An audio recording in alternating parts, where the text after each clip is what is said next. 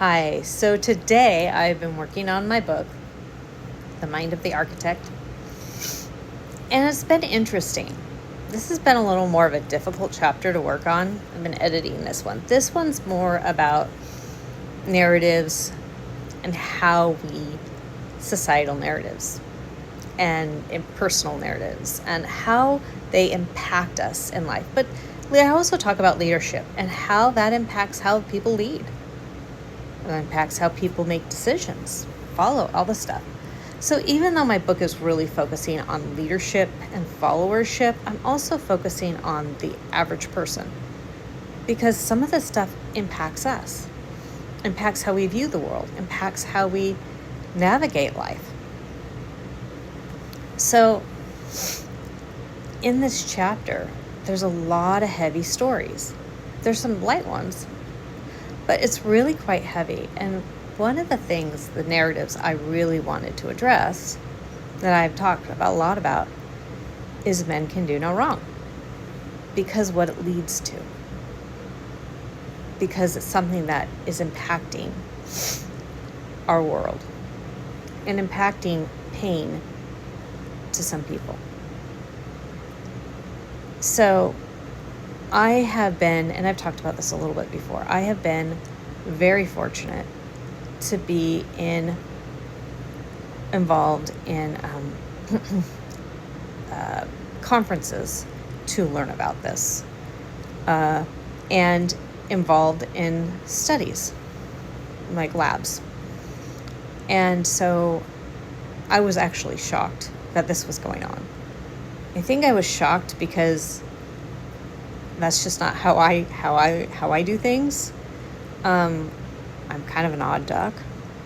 And so what I was hearing was how white women were betraying black women in the workplace.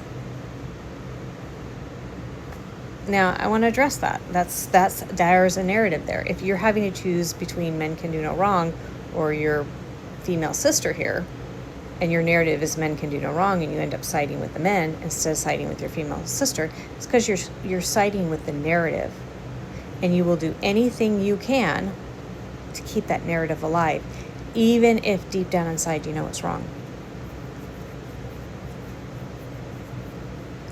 For some people, this may be very uncomfortable. So, and a lot of people go, well, there's no white culture. There's no white culture. This is a part of white culture. White women have been taught, keep your mouth shut. It's not going to happen to you. And then they end up betraying other women who it's happening to.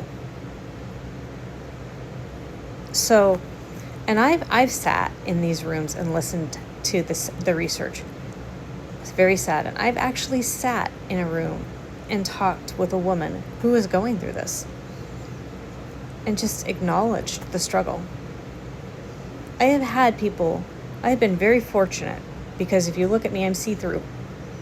And I have had black women tell me what they've gone through. And it sickens me. But this is a narrative. At the same time, this is a narrative that women have been carrying for years. And until we change that narrative, white women will continue to betray black women in the workplace because of this narrative.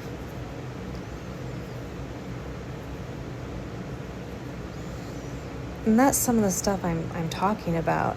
And this is some of the stuff that happens when we believe narratives that impact our lives. You can be beaten, raped, have your children blank assaulted by a man, and still think men can do no wrong, and still believe that narrative. I know people who do that have been through that and treat men like they can do no wrong. And the girls, though, do everything wrong.